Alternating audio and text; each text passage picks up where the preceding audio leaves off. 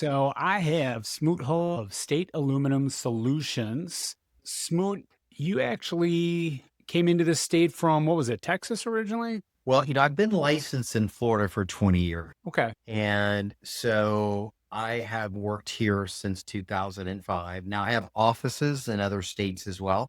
So I have a couple offices in Texas. I have one in New Orleans, and then I have two offices here. So I Wow. tend to bounce around between the offices depending on needs and what is required. So I was in Louisiana. There was a hurricane there 3 years ago. So I was there supporting that office and helping out. And then when we got hit here with Ian, I came here to help the office here. And then last year we decided to open an office in Sarasota. We had so much demand for our services, and we'd been working up and down, the West Coast for a number of years, and just decided to open up another office up here. And I spent my time about 50-50 between the Fort Myers office and their Sarasota office. Oh, okay. All Yeah, right. So you do a fair amount of traveling then in between I three do. states. Yeah, every Starbucks and Wawa between Tampa and Naples, I know someone on a first name basis. I bet you do. I bet you do. Yeah. Gotta love the Wawa. Oh, So, all right. So here, let's start at the beginning. So aluminum solutions, how does one get into that? well, I'm sure you just didn't hit your head well, one day and thought, oh, aluminum. yeah, well, it's interesting. Well, first of all, aluminum is fairly specific to Florida. So, like in the other states that have offices, I don't do a whole lot of aluminum, but it came out of customers asking me to do it. So I have a general contractor's license. I have a roofing license, and I started off as a roofing contractor, and I still have a pretty significant roofing business in Florida. But when there was like carports or damage, primarily, people would call me and ask me if I could repair or replace, thinking that a roofing contractor would be the person to do it. Where it turns out you can't actually repair, replace carports with a roofing license. You have to have a general contractor's license, which, Sure. Oh, which I yeah. have Yeah. as It's a well. structure. Yeah. Yeah, which I have as well. So I would go out and they go, "Hey, we have an issue with our carport. Can you do something?" Or I'd be on a roofing job that asked about the carport, and I realized there was a need. There just wasn't a lot of aluminum contractors who were doing the full suite of aluminum. I started off just doing the carport piece of it because Okay. that was the highest need. But then once again, can you do, lanais and screen enclosures and fences? And say, we just now we do the full array of aluminum products, but it really just became a necessity. And people were asking me and customers were asking me, can I do more? So we started another company that focuses on the aluminum. We also have our other roofing company and we have our renovation company, but I tend to focus on the aluminum side of it. I own all three of them, but the aluminum is the newest of the three. The other two are pretty Okay. well established. So I spend most of my time there building that business, and it's been a lot of fun, building it and, serving an underserved need for sure. Yeah. Well, in carports, yeah, you can't go 4 blocks without seeing a carport somewhere around here. No doubt. No doubt. Yeah. And that's what, we realized as well. So we sort of migrating into the carport business. Yeah. Now, aluminum, I know obviously down here with salt water, that's where this really becomes important. It does. Uh, So, like, 25, 30 years ago, people were using iron, metal. And even if it's, carport, it's the carport panels, the posts, screen enclosures, handrails, whether it's for a balcony or a staircase, a lot of them or fences were made of metal. Well, to your point, this is obviously, anywhere near the water, has a high salt content in the air, and you could be 30 miles off the coast and still get the effects of just it being very salty here. So there's a lot of corrosion, and a decision was made, like I said, has about 25 years ago, to no longer allow metal to be used because two things. One is a safety issue, which is the most important because it rusts. And you can imagine if you're like leaning up against, a 5-story building and you're leaning against like the railing, on a yeah. staircase or a walkway or a balcony, and the thing is rusted out and it gives, and we've all seen rusted metal and it's dangerous. I mean, it was essentially the code was rewritten, does not allow you to use actual, true metal anymore. So the business switched over to aluminum, And everything that we do on that side of the business is aluminum. When people go to association or to a home, they just, you don't really pay attention. Is it aluminum? Is it metal?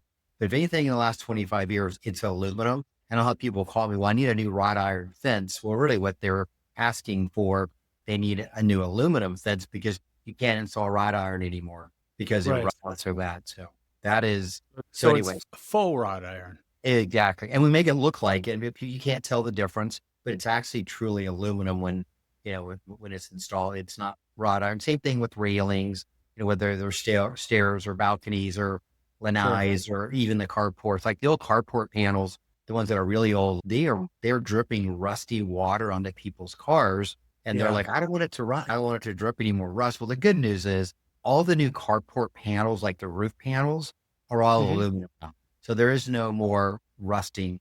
So when those get switched out, it's all aluminum.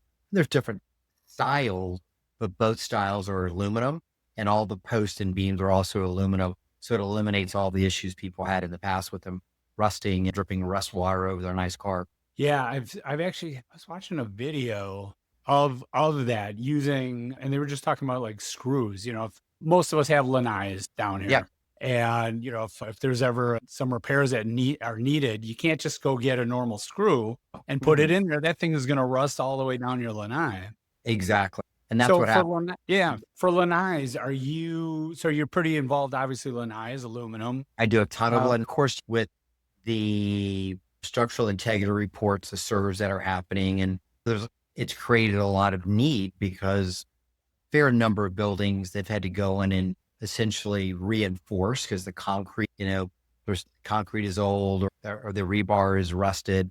And then when they do that, they have to take out the old lanais, the old handrails, and of course, all that's getting upgraded. So right, you have a combination of associations that are, okay, we're doing the capital improvements to the building because it's required because it didn't pass the engineering report.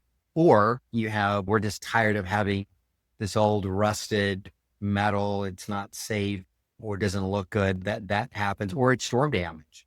I mean, those are sort of the three basic things that happen. Of course, with the recent round of storms last year, and then yet Ian several years ago, that has helped accelerate the replacement of lanais and screen enclosures and kind of all things aluminum. right.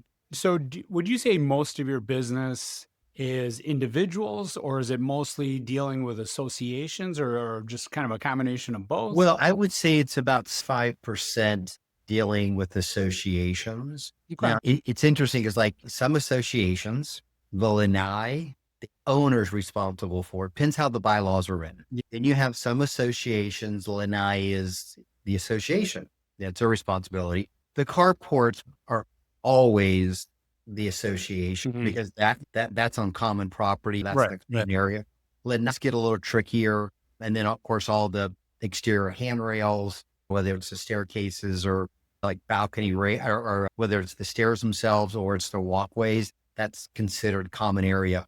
But the lanais are where it gets a little tricky. So sometimes, to answer your question, sometimes I'm working directly for the homeowner and I'm doing it. And other times I'm working for the association for them, depending on just the nature of the work. So with the carports themselves, obviously that's probably, I mean, especially with storms, I mean, Mhm. that and lanais are probably your biggest need. Yeah, Um, fences too. Like so, like on Siesta Key, it's on Siesta, and then on like Lido, and then if you're down in the Fort Myers area, Sanibel, Fort Myers Beach, we had 10, 15 feet of storm surge and knocked out fences too. right. We do so fences are also so on that list. Carports, lanais, and fences are Yeah. the three things that just took a beating in these storms. And depending on where you were, if you had more flood water, more wind, kind of determine Right. what needed to be done. Right. Have you noticed that the rules around it, obviously, like you said, there's been a move from pure metal to Mhm. aluminum.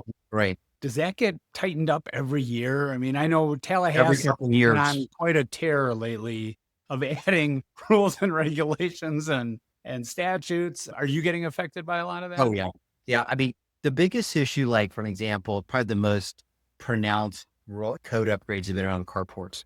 So it used to be you could have a 3x3 post, that would be your vertical post. And let's say you had a carport and it was just for for cars. You'd have a post on each corner.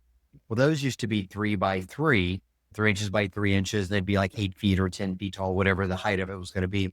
Well, those posts now at a minimum are 4 inch by 4, and a lot of times they're 6 inch by 6. So the post is double. I mean, it's a massive post. Then the beams that span it have also, like, they used to be 2 by 6s. Now they're 2 by 8s, 2 by 10s. So the footers in the ground, so you have to put these footers in the ground and dig these big holes and sink your post in with concrete. Those used to be 2 by 2s. Now they're 2 by 2 by 2 feet. Now they're 3 by 3 by 3 or 4 by 4 by 4. So the whole thing as each passing year and the intensity of these storms. I mean, it Yeah. used to be, if you lived or worked here a long time, category 5s are pretty rare. And now it's Not like believable. not anymore. And it's like they tend to be a lot more common and things blow up really quickly now. So all of this has been beefed up in like the last Right. couple of years, especially. So when you're putting a post in for a carport, Mhm. is that just pure aluminum, or is there like a wood post and then you are encapsulating that with the aluminum? No, Or the whole thing is aluminum. Now it's structural aluminum and it's designed obviously to carry wind loads and uploads and the weight of the carport, but it's designed for that. And so like what you would do, let's just say you have to put it into a 3 foot by 3 foot by 3 foot footer. So you're going to, in the ground, you're going to dig out that size a little larger. Then you're going to, at the bottom of it, of the footer, you're going to put a concrete pad. Then you put your post in. Now, right now, you haven't done the concrete part. You're just literally sticking a post in this hole. And then you're going to bolt it to the concrete pad at the bottom of your footer hole. Then you're going to put in rebar and then you're going to put in your concrete. So that post is 3 foot in the ground, encased in concrete. wow. Yeah. So it's probably not going to go anywhere. And then it's bolted to the framework. And then the panels, which is the roof portion, it's bolted to the frame itself. So you can see how all this, it's a little, like Legos where, the pieces fit together and Yeah. essentially you're just bolting them together and building this thing. Yeah. But they certainly have gotten very, enhanced, if you will, and just what's required. And if you're on the water, I do a lot of these literally like like near the beach, like I'm like, 500 yards from the beach or something. And those have Yeah. the 6 by 6 and the 6 by 6 posts and the 4 by 4 footers. I mean, this is like a major construction project. It used to be, oh, well, come out here, put up a carport and Yeah. have been around long enough to see these carports be replaced. They're stunned like what's involved now because it used to be, like I'm talking about like 5 years ago, it was a Right. whole different, we're not talking 25 years ago, 5 years Right. ago, Right. these things were built totally different. Yeah. So when it comes to lanais, I remember when we first came down here on vacation, well, maybe 40 years ago, we were in the backwaters and I remember seeing my first house with a lanai. And oh Mhm. my, number one, they're rich. And Yeah. number two, that's amazing. I never thought about that. Blocking out mosquitoes. What a wonderful thing. Now, of course, everybody has lanais. Right. You can't get away from that. If it's something, so again, you said about 75% is dealing with associations. Is that something, I mean, you just don't do one offs though, where Well, somebody calls up and says, Hey, I yeah. need a lanai, or you do? So not even like just taking out of the association, like in the condo world, like you're working a tower or, villas or something. I have homeowners reach out to me and go, can you do a lanai for me? Okay. So some people want carports. Some people like, well, we want to be able to store some people have these $1 million RVs and they want to put them under a really nice carport. Right, So we'll right. build those as well. We'll obviously do lanais for people because once again, people are looking to increase outdoor living space. So I do those on the residential side. Okay. Okay. Yeah. I wasn't sure if you did or not. Yeah. Okay. And then obviously we're talking about storms. Unfortunately, we're right in the middle of season, Yeah. although, hey, knock on wood, Yeah. So far, so good. this year so far so good. But landscapers, in fact, I was just talking to somebody the other day. I have to get a new weed whacker, and I want to get Mhm. one that's a powerful one where I can put the metal band on it, not the little Nylon. plastic wire Yeah. that breaks every 3 weeds. That has to cause some serious damage, right, to fences. Well, it does. So you have to be careful. And so when we're doing like association work in particular, there's typically you have pole fences and perimeter fences. So in this last round of storms, mainly it was a flood event with Helene and Milton, at least Yeah. in the Sarasota kind of area. Slightly different, obviously, in Fort Myers with Ian, because you have a lot of wind there as well and flooding. But over time, can you imagine like once a week, a guy comes by with a weed eater and he is trying to get in between like the post of your fence. Well, it starts to chip away at it and starts to eat away at it over time. Like anything, it takes some kind of abuse, punishment, you name it, it eventually causes issues. And so we find that fences are something that needs to be under the inspection. So we perform inspections for people, or they'll just have, if the association is large enough, they'll have their maintenance guy or someone there just check to make sure, especially when the post is like sunk. Like you can have types that are either surface mounted. So if you have a pool deck, those can be surface mounted, they can be sunken, they can be on the perimeter where you have like on the edge of where the pool deck is, but they're actually in like dirt. And depending on the landscaping and what's happening, they all have their sort of unique things. If it's surface mounted, the screws can rust out and that becomes dangerous. Sure. So if it's something that's like in the grass and that someone's going to weed eat, obviously nothing lasts forever, including aluminum. That's the reality of it. And so the average lifespan, depending on wear, tear, how close you are to the ocean, there's all the environmental factors, and then what kind of abuse it's getting from landscapers and to service people. But they typically will get 20, 25, sometimes 30 years out of whatever your thing, your aluminum insulation is. But landscapers in particular, and these weed eaters, just need to be watched.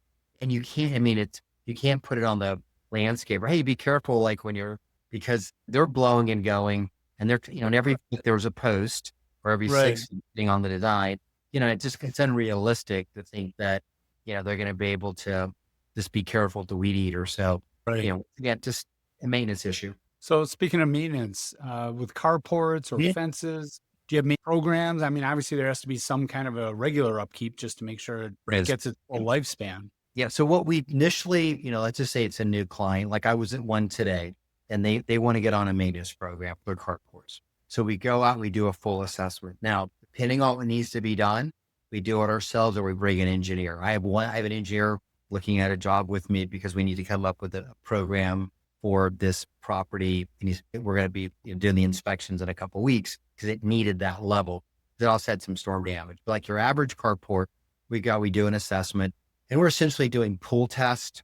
So like, you have on top of the panel, there's screws up there with washers, and those screws go through the carport panel, which is the roof, and they go into the beams. And Mhm. so we'll do pull tests. And if it's 20, 25-year-old carport, many times the screw, you can just pull them out. I mean, they're rusted out. The washers are rusted. And, most people, it's sort of out of sight, out of mind, unless you get up there and start looking at it. Right. So we do that and we try to figure out, okay, like what is the overall condition of it? What we find is that most of the carports, depending on, there's two kinds of basic panels. There's an insulated and non-insulated. The insulated panel, they're 4 feet wide, and the two parts, there's a male and a female, and they snap together and it creates a seam. Well, if that seam is, when you install them, you're supposed to fill in the seam, either seam tape or some type of caulk or some kind of coating goes in between that. So water doesn't work its way in between the seams. And that's, so many times it's done on install, but we're 25 years and the caulk is worn out or the tape is old or what have you, or they just didn't do it. So we will go and do an assessment and figure out what needs to be done to do two things: extend the life of it overall. And the other thing is, what can we do to prevent future damage in a storm? Now, there is no such thing as hurricane proof carports, even the brand new ones. I mean, if you get a category 5, these things are rated to 150, but in a category 5, the winds can be 170 and be Sure. the list. So, it's got to know that going into it. But the idea is that we're trying to minimize damages, and what we're doing is simply better than not doing anything at all. Hope, praying is not a strategy to keep carports from, flying off. So we encourage people, be proactive, do a restoration / maintenance. So we'll go when we add more screws. So you can't take out the old screws because it leaves a hole in the panel. So we add more. The average carport panel has 4 screws. We add 5 new ones that are, corrosion resistant screws. They're longer, they're larger, have a better washer. So we install those to secure it onto the beams. That's the first thing we do. Then we come back with a high solid silicone and we cover all the screws, regardless if they are the old ones or the new ones. And then we do the same thing on the panels, and we do the perimeters. We clean the gutters. And depending on the condition of the panel, sometimes we coat the entire, if the customer would like us to, we coat the entire panel. So the whole thing has a monolithic coating on it as well. Depending on the condition, there's some of these carports are really old and they're trying to put them on a repair schedule because they're Right. expensive. I mean, once again, people are normally pretty surprised they see the cost of replacing a carport just because they have to be engineered now. Before 10 years ago, it didn't require engineering. Then you had to have engineering. And then, like I mentioned earlier, they kept bulking up the carport, the posts and the beams and panels. So it's considerably more expensive. Oh yeah. And by the way, there's tariffs now on these, and just overall cost of construction's all Yeah. gone up. I heard. Yeah. All of a sudden they start getting pretty expensive. They're like, wow, this is expensive for a carport. But so the idea is like people like today in my meetings, like, well, we'd like these on a schedule. We'd like to do the minimum maintenance now to keep them secure. And then we want to put the maintenance part of them, which would be the coating. I did coatings on the entire surface. Let's plan on doing like 1 a quarter over the next 2 years because they have 8 of them. That way they can spread out the cost. But their biggest concern is they don't want this thing blowing off in the next storm. So let's do that part first and secure these, because that really is kind of a life safety thing. So that these don't blow off and come into somebody's unit or cause damages. And in Milton, we saw a number of carports come off on one property and off at the neighbor property, like totaling cars. And it was one in Sarasota near the harbor. And they lost 14 cars. It was about half a $500,000 worth of damages to these cars. They're all totaled. So it's a big flying metal object and it causes lots of damage. So just securing these is really important. And the other thing I will say is, well, one thing we're doing now is that we are taking down carports actively for people, even though they don't, they're still trying to settle an insurance claim. They're still trying to figure out how to do an assessment, but they want them down now. And I've been doing that for the last couple of months in anticipation, because it is a damaged carport. If you drive around, you'll see carports where like half the roof is, peeled back and it's missing beams that are obviously very damaged. And, they like to prevent future damages to the property, the cars, or to the neighbor. We've had neighbors. They need to mitigate to make sure it's Right. going to be fine. Nobody wants, the 400-pound piece of metal flying through the air, damaging cars and property and people. Yeah, I'm sure. I mean, obviously, I'm sure they're making, having the adjuster come out first to document everything. But once it is, then it's documented. Oh, yeah, exactly. Yeah. And you need to mitigate any future, it's sort of like if a hurricane's coming, well, you bring the patio furniture in, you bring the umbrella in. Yeah, because you don't have that flying. Kind of the same thing applies to these carports. You have loose metal everywhere. You just want to get it down so that if in the event there's a hurricane, it's not it's not causing damage. Right.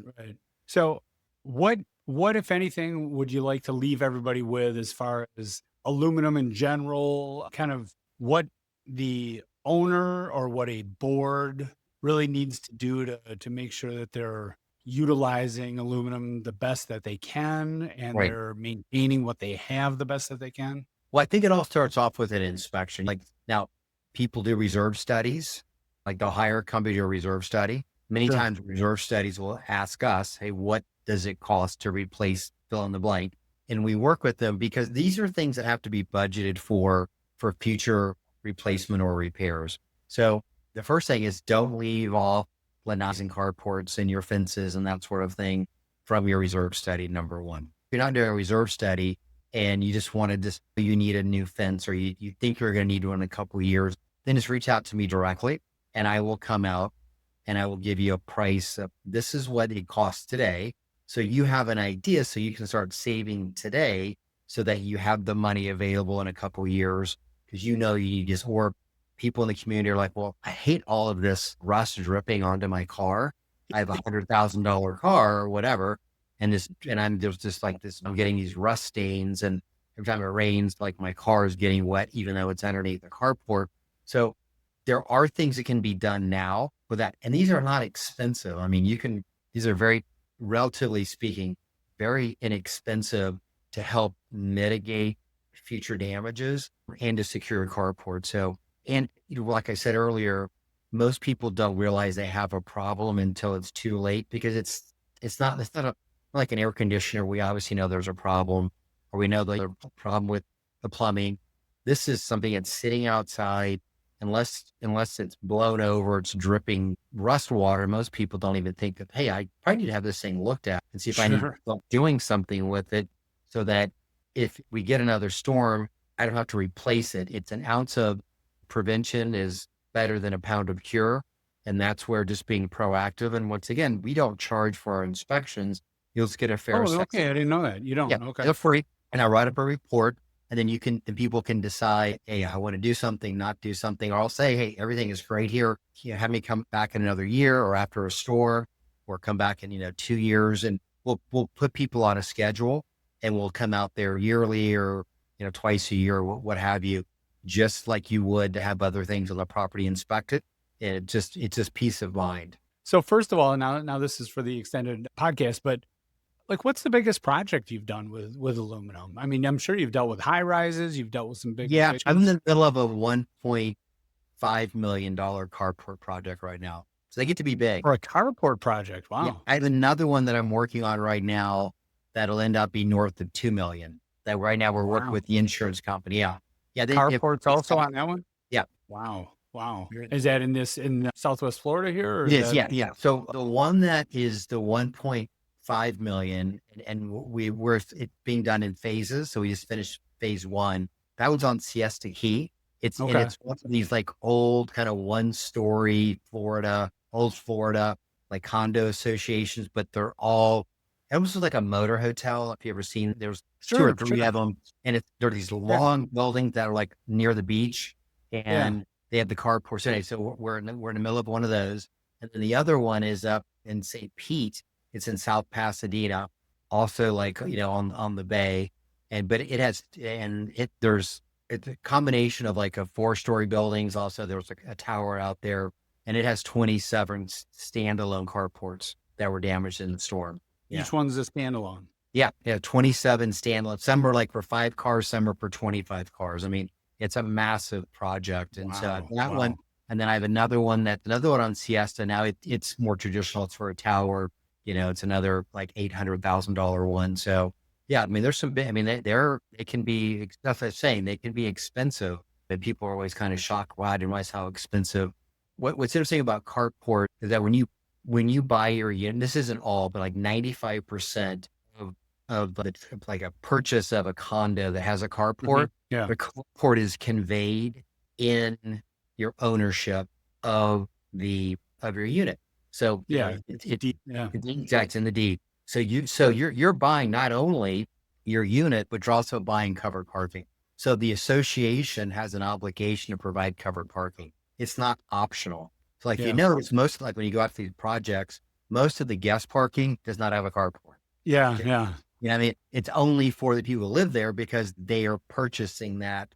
And that's part of like, their deed when they purchase Right. the property. So, and you mentioned you have a couple other companies. Mhm. So, how do you rank this one compared to just a general contractors? And Well, is this more take up more time? Is this more detailed, or is it? it's interesting, in some ways it's more detailed. It requires engineering. So I do a lot of roofing as well. Well, normally you don't have to you don't need an engineer when it comes to roofing. Now, we have windstorm engineers we use sometimes to help us with calculations and uplifts and all of that, but they're not doing like, like on a carport, there could be standard, like, let's say there's a 10-car carport, one standalone, there's 30 pages of engineering just for that one carport. 30 Really? pages. Yeah, it's all like, calculus and wind up loads. I mean, it's way beyond my All the understanding. stuff you try to ignore when you're in high Like, school? just tell me the size of the beams of the posts and what it needs to be, and we're going to build the thing according to plans. But so I've had to learn that side of construction because it's very detailed. There is a lot of information, and this requires a special kind of engineer. Not very many of them do this. So that's what makes it kind of unique.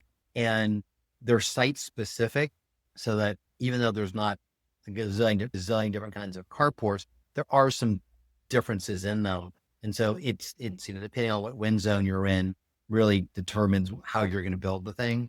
And so that part of it makes it more challenging for sure, just because you have to really pay attention to the engineer drawings to make sure building the Right. thing according to the plans. So do you see a lot of growth for your company in this, Yeah, or are I you? think hopefully there is. I invest a lot of time into it. Yeah, hopefully there's a lot of growth. There's not a lot of companies do it. So, like in the roofing, there was a million roofers in Southwest Florida. There's a million, general contractors. We do some restoration work, storm work and water mitigation work as well. A million companies do that. There's only a handful of companies that do what we do. Like when you get into the carport and the big commercial jobs. Now there's a lot of the companies, they do residential, they build lanais and pool closure and all that. A lot of people do Right. that. But when you get into this kind of a larger project, there's only a handful of us. So from that perspective, I like that because it's pretty limited competition. Yeah. Oh, yeah. That's always a nice thing. Yeah. If you're going to pick a field, limited Yeah. competition is probably the first thing you want to check off. No doubt. That's great. And then, so how many do you have? Basically like teams set up, I crews do have that. crews. Yeah. So, I have project, we have obviously all the office personnel, and then we have our crews that go out and actually execute the work. And then we have a project manager. Project manager, typically, he's running 2 or 3 crews at a time, depending on where the jobs are, how big they are. Sometimes some of these carports are big and have lots of moving parts. So there'll be one project manager assigned to that. And some of these carports can take a month, 6 weeks, 2 months, 3 months, 4 months. They're that big. So we stick a project manager, and there's a trailer on site. He's running this thing out of the construction trailer, just as you would like any big construction project. And then would you say that storm damage insurance project, is that the bulk of what you do, or do you do a lot of new build too for new communities? Or is it pretty much restoration? It's And mainly restoration. A lot of newer communities are getting away from carports and they're doing like garages and designing these different. So a lot of it it has been one of two things. I'd say 50% of it is storm related. And the other 50% is this thing is just old. And we know that it's dangerous. And we know that we don't want this to blow down the next one. So we got to be proactive. So we're going to do something now. And we've been saving our money for the last whatever, fill in the blank. And now we're ready to do something. It's kind of 50-50. And then you mentioned reserve companies. Obviously, there's companies that specialize. A lot of engineering companies do reserve studies. I bet you get a lot of contact with them and a lot I do. of. Yeah. Because once again, there's not that many companies that do this. So they reach out to us, and we've given them like our pricing guide for the standard, just run of the mill. But when they don't run into that, and it's something a little different, or it has something a little more exotic, or they're not quite sure, or just need to like double check the numbers, especially when we had all the tariffs happening. It was difficult for them to really know where the market was. So we worked directly with them and say, let us price one out for you. You can see what the delta is now between a year ago and today. So you can put that in reserve study. So your association is prepared when they're ready to do this, the most up-to-date numbers as possible. Okay. So if you're going back and forth between a couple different states, where's home base for you? And where did you grow up? I mean, where are you from originally? Well, so I split my time. I spent about most of my time in Florida. So the last 3 years, I've been spending most of my time here. Now, I own a home in Texas. I have a condo here in Florida. And then I stay, like when I'm in New Orleans, I just stay in an Airbnb while I'm there. Yeah. And that office, somebody runs that office. It doesn't require a lot of me. And I have people that run the office in Houston and Austin as well, back in Texas. So, the last 3 years, I've spent most of my time in Florida just because the demands have required it. Yeah. Things were to slow We have down. had a couple little storms come by. Yeah. Yeah, exactly. Just a couple. So, but things inevitably kind of slow down. And then, if we get a storm in Texas or there's one, then I will start shifting some of my focus to that there. But I have people here to, can run the business and are capable and Sure. step in where I can. And then I come back for the larger jobs, and I have a gazillion frequent flyer miles. I'm flying to Texas Friday. So I'll be there to Tuesday. I'm going there for, for work and some, personal stuff. So, but I am, to answer your question, I am kind of ping ponging around based on, what's needed, where I need to be. So where did you grow up though? Oh, yeah. Good question. My father was a fighter pilot. So I've lived in 12 different places. So I probably have spent most of my adult life in Texas. Okay. I've lived in Europe twice. I've lived in Florida 3 times. I've lived in Michigan, Texas, other cities there. I've lived in Brazil.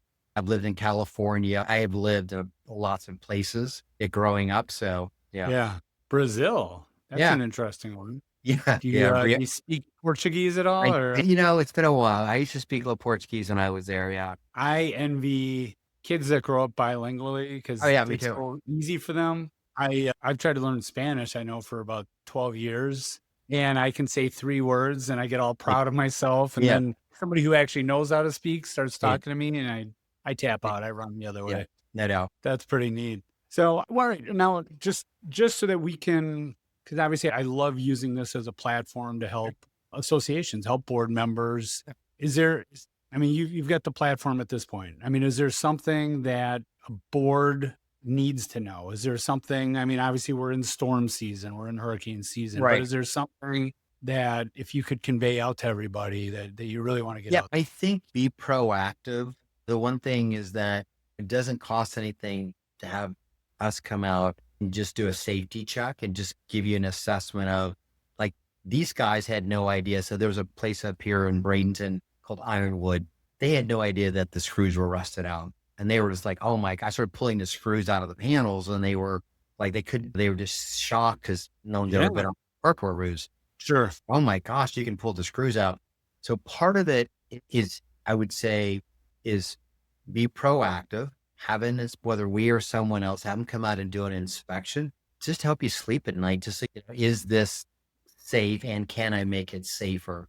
And can I mitigate any future damage? It's the same thing. Like every year you have the AC company come out and check the ACs, check the Freon, check the lines. So we're going to clean the coils. It's in the same vein as that. It's just, once again, just have someone come out and just do these inspections just so you're ahead of it. And if it's something that something can be done immediate to help mitigate, or if you get a report back these need to be replaced at some point, at least you start putting together some type of plan so you have the money to do it. Okay. All right. Well, again, hey, thank you. I do appreciate it.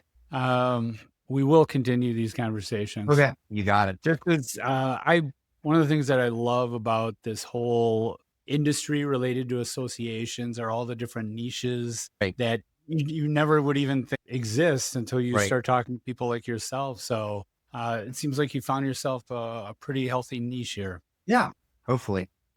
That is the goal. All right. Yes. Well, thanks again. I appreciate it. Thanks for having me on, Derek. I appreciate it. All right. Take care. Okay. You are my friend. Bye.